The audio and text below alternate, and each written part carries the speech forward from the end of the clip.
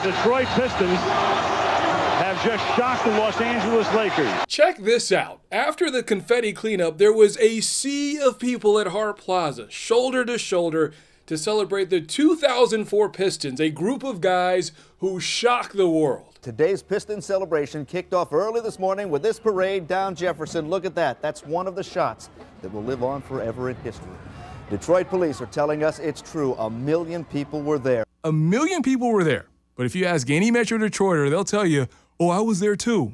Join us as we take a look back at the Pistons' 2004 championship run and how they put the final nail in the coffin of a Lakers dynasty. What up, though? Welcome to From the TV-2 Archives. I am Brandon Hudson. If you love good archive video, if you love the untold stories behind them, this is the podcast for you. You can catch it on our Fox local streaming service. You can catch it on YouTube. And today, I am honored to have Lindsey Hunter from the Pistons and that Pistons championship team. Lindsey, how you doing today, man? Doing pretty good. Enjoying the great weather we're having finally. Yeah. Oh, yeah. No, it's going to get hot. But this is what we've been waiting for since February, right? Forever. Yeah, look, you're a Southern boy. You're a Southern guy. I'm a Southern guy.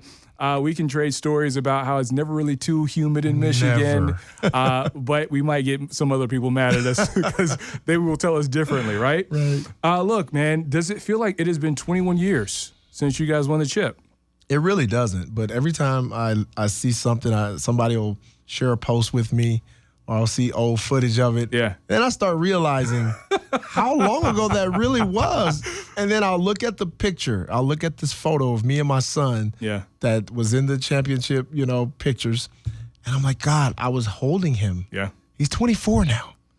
That's crazy. Now you're coaching your sons, right? Yeah, you're coaching. Your AAU team is killing the game right now. Right. You're doing a lot of coaching, a lot of giving back to the next generation. So I applaud you and salute you for that, sir. Yeah, and we're doing a lot with our foundation, the Lindsey Hunter Foundation. Yeah. We've been really active, and Caleb is instrumental. He's the president, and I'm teaching him what it is to do real work. Right. So he's been really good at it, and we're all over Michigan, helping kids with cancer, helping kids that are less fortunate, that can't afford to maybe go play on an AAU team. Right. So those are our goals, and we've been successful doing it. We're also adding the mental health piece to it. Yeah, because right now, very important. Oh man, that is like spreading like wildfire now, and due to a lot of different things. Right. But we want to service the community, and we've really been hands on, and it's been fun to do. Hey, man, keep doing the Lord's work, man. Absolutely. I appreciate you. Fox 2 Sports Director Dan Miller, we're going to try this again. Last time we had you on, the button didn't want to record, so I appreciate your patience, man. Thanks for joining me here on this podcast where we're talking the 2004 Pistons Championship. How you doing? I'm good. Got to live that. I mean, that's something, in our business, when you get to go through one of those, it's unusual, because you get to take that ride. And here we were taking a couple of them with the Wings, and then the Pistons, and then the Wings again, and Michigan football. So we had a number of, high-performing teams. But that Pistons team, I think, that took a lot of people by surprise, was a lot of fun. We found a lot of video from the 2004 team, and really we wanted to bring you in because it's almost like fate is lining up, because this year's Pistons team had this remarkable turnaround. Triple its win total from the year before, make it to the playoffs, and not the play-in game. They made it into the playoffs. I predicted that too. Yeah, I got you. And hopefully we can get some time to that too. But we wanted to revisit this. And before we even get started into the actual season part of it, I want you to take me back to your feeling that night, Game 5, when you guys wrapped it up and beat the Lakers. Oh, man. Where were you? And what was the first thing you remember when you walked on the court after the game was over with? Well, I can tell you that entire day was surreal, and it was really electric. Even our practice, we really didn't do much that day because it was tons of media everywhere. And we kind of walked through our normal thing that we would do with Larry Brown. He was sitting on the side talking, and then we'd huddle up afterwards, and we just, he'd give us his little spiel about the game. Right. But we had, the team was so unique. Our focus was so crazy that it was a feeling. We would look around at each other, and it was like, we okay, It was, no words need to be spoken. But that, right, like that practice, after we got out of that practice and, went home and prepared for the game, and we came back to the arena, it was almost like we are expecting something special. And that's how everybody approached it. And I just didn't feel like they had a chance. Like, none of us did. Yeah. None of us did. And even like, and we tell this story all the time, me and Eldon Campbell and Darvin Ham and Ben Wallace and Rasheed, we were all in the steam room talking before the series started. And we were like, they're not better than us. You know? And we ran down the team. We were like, besides Kobe and Shaq, we were like, that's it. Right. We were like, we win everywhere else. Yeah. We were like, give Kobe and Shaq theirs. We win everywhere else. And it wasn't close. So, and Eldon Campbell was sitting there, he was like, yeah, man, they shouldn't win a game. And we were like, yeah, we should sweep them. Yeah. This is before all this happened. So it was like a precursor to what was about to happen. Game 5 wraps up. Where are you in the Palace? I was in the media section sitting next to Kwame Kilpatrick, who had come down and was sitting in the media section, just kind of hanging right there. So I was sitting next to him.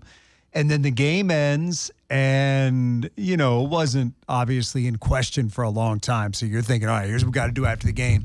So you're working your way down to the court, and there's just a mob scene down there. They throw up ropes. We couldn't get inside the ropes. They wouldn't let us in. And you were supposed to be let in, but there was something on a credential. We didn't have some sticker we were supposed to have or whatever, which nobody had told us about. So God bless Jerry, the Pistons security guy. He reaches through this crowd and grabs me and looks at the security guy and goes, he and his camera guy are fine. Let's go. And, I mean, he had so many other things to worry about at that point, but he got us in there and allowed us to start getting interviews and talking to these guys and feeling what it was like, you know, in that moment at the Palace in the midst of all that celebration. When you guys got on the court in that series, was it game 1 or game 2 where you really felt like, yeah, this is ours? Gosh, it's hard to say because one thing because you split those 2 games and then you're coming back here, and this was the old format for anyone who doesn't know, the 2-3-2 format where the lower seed gets the 3 home games in a row. Right. Well, we were ultra confident. I'm gonna tell you from the beginning, even in losing that game, you know, Kobe hit the tie the game up and go to overtime. They beat us. But we got on the plane, and Larry Brown was nervous because, you know, he had been there with Philly against the Lakers, and they did the same exact thing. They split, and they rest lost. Yeah. got crushed. Yeah. And I just remember he came back to our couch area. We had our little area, and me and Sheed always sat next to each other. And he was like, you know, guys, I mean, I've been here before. I don't know. And we looked at him, and we was like, we ain't them dudes. We were like, you don't have to worry. They not beating us, you know? And he looked, and he went back to his seat. Right. But we had the ultimate confidence, and we knew, you know, when you got guys like Rasheed Wallace and Ben Wallace as your anchors, I mean, and then you got floor generals like Chauncey, and you have stabilizers like Tayshaun Prince, and then you had the ultimate spark plug in Rip Hamilton. Our team was built so unique that we could play any style of basketball, and that's what I loved about that team. And then we went 5 deep. We had me, Mike James. We had Eldon Campbell. I mean, Corliss Williamson. I mean, we were loaded from top to bottom. So there was nothing we really weren't prepared for. So playing against the Lakers, it was just another, like, obstacle for us to say, hey, doesn't matter the style, doesn't matter who you got on your side. Defensively, we can adapt and we can dominate you. I got to ask, did you provide any other intel? Because a couple of years before that, you won a championship with them. Of course I did. So let's go back to the beginning of the season, because you started out with the Raptors and then went to Celtics. That. Yeah, so the Raptors the year before that. Yep. You were with the Celtics for No. Or no? No. Okay. Story behind that. Okay. What's the story here? So I was with the Pistons, right? Yeah. Beginning of the season. And so, of course, I don't know if I can say all the internal details because somebody may get in trouble. It's all right. Yeah. But not me. Everybody's going now. It doesn't matter. So what happened was, you know, they were going to trade for Rasheed Wallace. So, and this is before the season started. No, this is during the season. Remember we traded for Rasheed? Okay, yeah, I remember. Okay. So So internally, they were like, look, this is what's going to happen. And my agent knew, and everybody knew, hey, you're going to go to Boston, then, they're going to release you, and then you're going to come back, and then you're going to sign another contract. I was like, oh, I get 2 contracts? Yeah.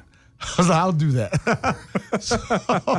so that's kind of how that happened. Gotcha. So I never went to Boston. Okay. And so she comes, and man, as soon as he got here, we hit it off right away. We were like best friends still to this day. But his just approach and his mentality, because you'd heard all those bad things about Sheed. Yeah, that's the thing about Rasheed is when he played for the Trailblazers, he just did not have the best reputation. And you flip on SportsCenter, you'd see all the technical fouls. You'd see a little bit of the play, but all the technical fouls. And you talk to people here, like yourself, like our sports director, Dan Miller, they said, look, Rasheed was the ultimate teammate. Dude, the best by far I've ever been around. He was because he was one of the most talented people I've ever been around basketball-wise as far as the power forward position. Could do everything. Smart defensively. Top to bottom, talent-wise, he's probably one of the best ever to do it. But she wasn't one of those guys who wanted to be like, oh, I want to dominate. I want to go out and get 20 and 10 every night. That wasn't him. He wanted to win. He wanted everybody to play the right way. And to hear that from him, and he would call guys out. If something wasn't going right, he'd be like, Chauncey, dude, pass the ball. Yeah. And so he garnered that respect from everybody, and it just made our team just so united because you see a dude that talented, he don't care about stats. He don't care about all that. He just wants to win. There was a GM survey which said, the Lakers were the obvious, pick to win because of the additions they made. Was there a lot of talk, and what was the talk about the Pistons who were coming off a playoff run but not quite making it over the hump? Well, I think the feeling was that they were certainly amongst the better teams in the league. I mean, they had lost to the Nets the year before in the conference championship. They'd lost to the Celtics, I think, in the semis the year before that. So they had begun to ascend. And then they had made this coaching change with Rick Carlisle out and Larry Brown in. And Larry Brown was obviously... Larry's got his quirks, and he's a guy that moves on, and he's a guy that doesn't stay anywhere very long, but where he goes, he wins.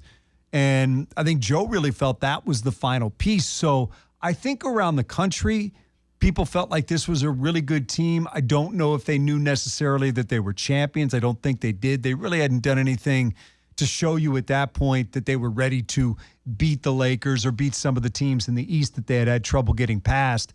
But it was the addition of Larry Brown, and it was the addition you mentioned of Rasheed, and all those things coming together. And as I'm sure we'll get into, just the way this team fit together perfectly that allowed them to become the best of the best. What do you think it was that worked with Larry Brown but didn't work with Rick Carlisle?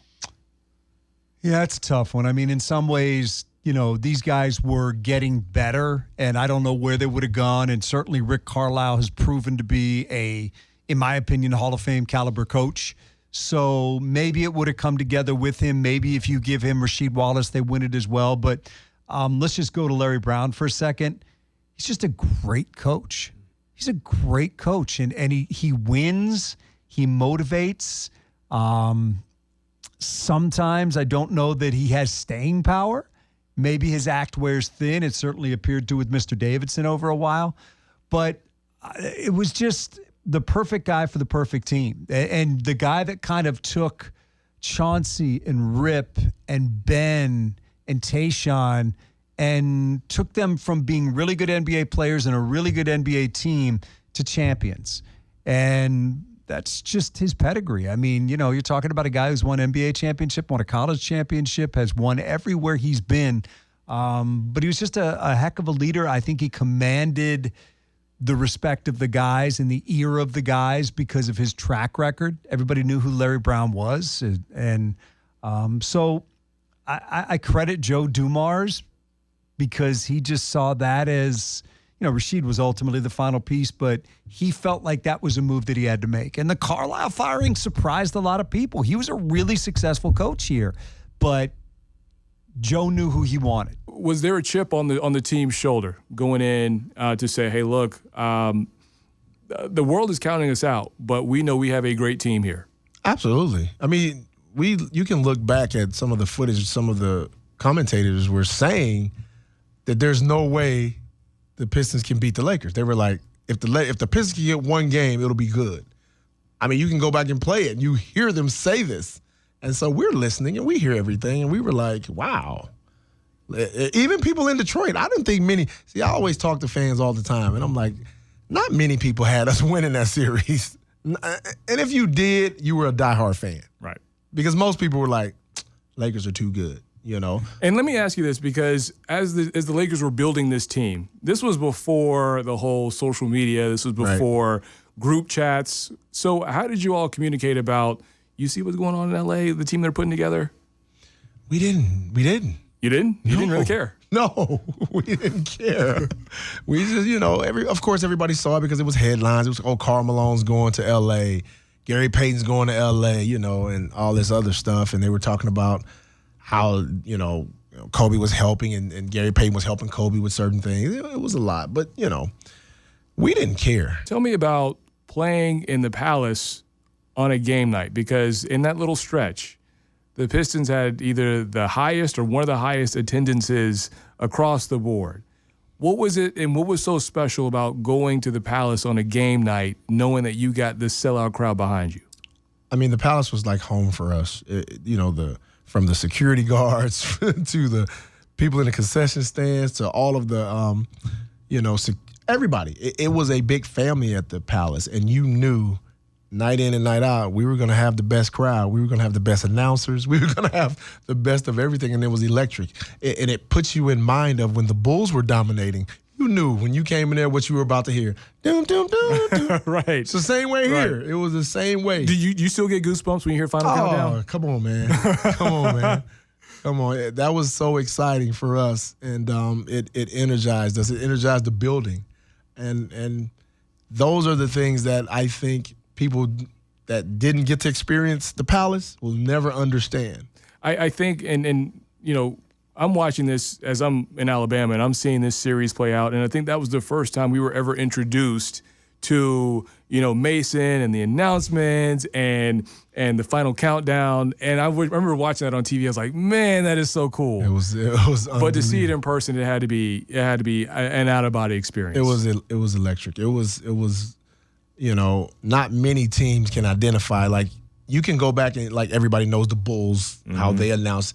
But there aren't many teams you go back and think about and say, wow, their pregame announcement wasn't that striking. But the Bulls, the Pistons. Yep. Yeah, that's it. And that's it. Give us a sense of how tough it really is to win an NBA championship. Because I feel like we as fans, we have an expectation of, this should be – it's almost like we were playing a video game. Exactly. But we're not. 2K, like, the 2K syndrome. Right. You guys are like real guys out there going through real things. You're playing on the court, and then you have to manage all those emotions, compartmentalize, and actually play a basketball game. So give us a sense of heading into this series, what is it that you go through to kind of get your mind right? Well, I think the first thing was, we take the season and we cut the season into portions. There's 4 parts of the season. Those first 20 some odd games, the second, we section it off like that, and there's a certain way you want to be playing by game 60. There's a certain feel that you want to have. There's a certain level of conditioning you should have at that time of the year, and by the end of the year, you want to be full stride, and we did all those things. Like we did everything the right way that year, and that was Larry Brown's motto. Play the right way, but we did. We approached the season the right way. We approached practice the right way. We didn't take anything for granted, and we hit our stride at the perfect time. Give us a sense of where you were when you heard the news that Rasheed Wallace is in play, and not only is he in play, but he has a strong possibility of becoming a Piston. Yeah, you kind of saw it coming. He was traded from Portland to Atlanta, and then he was in Atlanta for a day, played 1 game, but there were still these rumors that the Pistons were involved. And you had some people saying it's not going to happen, but the rumors persisted. A little bit different world then than it was now. Rumors traveled differently than they did. We weren't getting them off Twitter. We weren't getting all our news, there was no immediacy. There was no shams. We didn't have the immediacy that we have now. But certainly there were rumors that Joe was working on this thing, and then when it came through,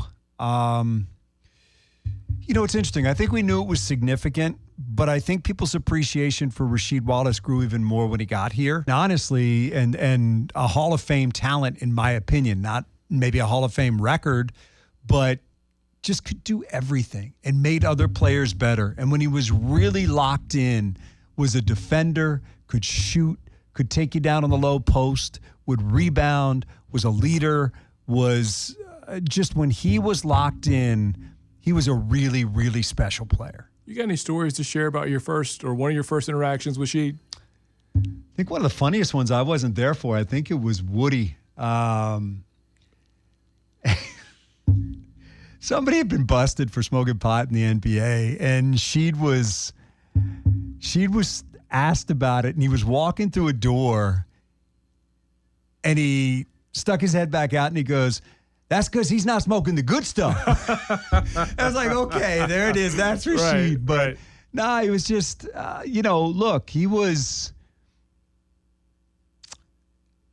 really, really basketball smart. A couple questions I want to ask you. First, since you had just won with the Lakers, is it one of those feelings where you're like, yeah, we won another one. I won another one. This is great. Or is it like, man, I can't believe I won another championship? Like, what is the feel? Is it a little more tempered the second time around? Well, the biggest difference is, well, you got to understand, LA is different. Mm-hmm.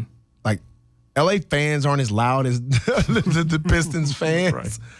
Right. There's almost an expectation in LA, like, oh, you're supposed to win. Like, if you don't, then they're like, Right. But, and then after winning it, we celebrated, and the parade was cool. It was nice. Everybody was, when you won it here in Detroit, it was different.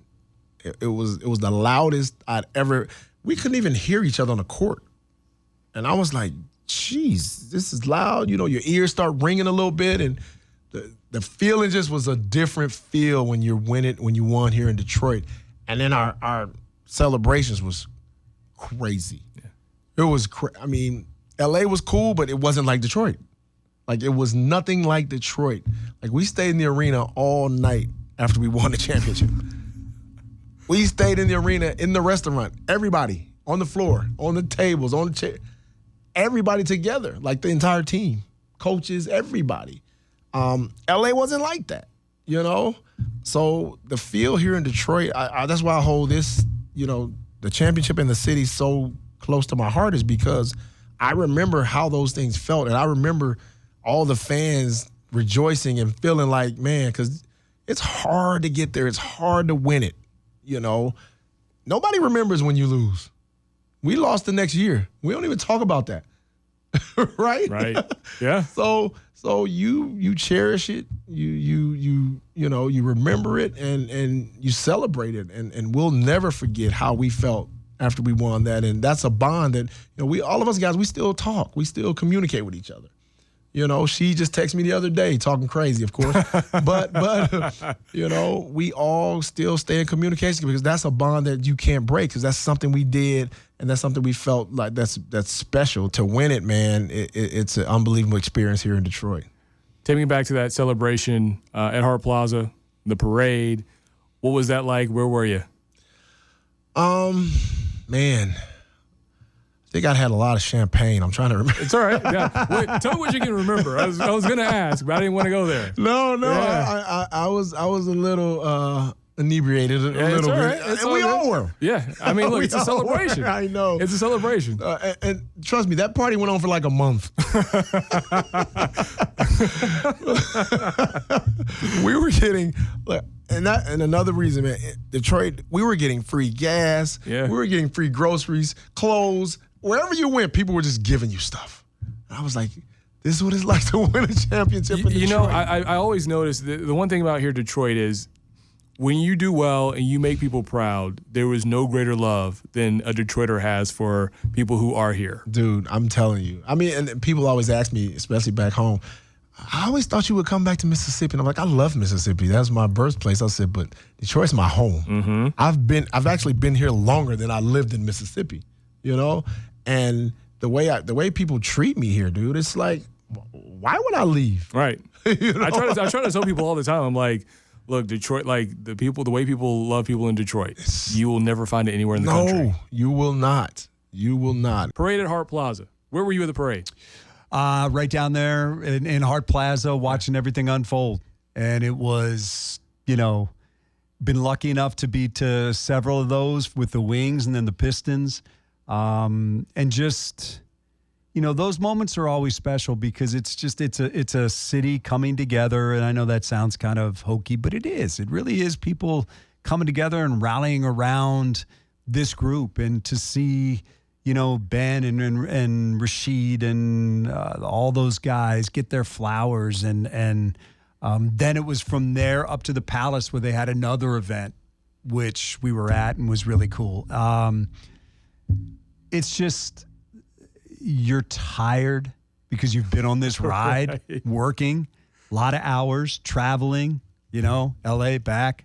But you're also on adrenaline because of what is happening. And you're chronicling something that will be remembered forever. That's why we're talking about it now. What do you see out of this current iteration of the Pistons? Because it really seemed as though when Coach Bickerstaff got them in touch with that grittiness, that rough and ruggedness that we saw with 2004 and then the 80s, 90s Pistons, they started to do well. Yes. So what do you see with this identity, and where do you think this team can go? Well, I think the biggest thing he did was identify the type of players that he had, and he didn't restrict them from being who they were. And I think that enabled that team to form that identity, and I loved it. I love Stu going out, running amok of everybody in the league. Right. I love it. I talk to Stu every game. I'm like, do what you do, big fella. Right. I love Duren developing into a traditional big. You don't have to be a stretch five all the time, I respect that. I love the fact that Cade is growing up right in front of our eyes. Like, he is becoming what we all pictured him being, is a dynamic, multi-talented leader and he's being that. What they have is one of the best players in the league in Cade Cunningham. I think what they need is for Jaden Ivey to become an all-star caliber player, for Jalen Duren's game to expand. Some of the things that we talked about with that Piston team in 2004, that's what we need to see with this team, growth. We need to see guys take the next step. Cade is an absolute superstar. He is, if he's not a top 10 player in the league, he's right there. And I think he ultimately will be. So, you got guys like Asar Thompson, who, man, with just a little bit more, that kid can be really special. And, they had got put in a tough position with the Malik Beasley situation, and that kind of, I think, knocked them for a loop a little bit because they thought they had this guy who was going to be their three-point shooter, and then all of a sudden you had to pivot. So, we'll see. But what I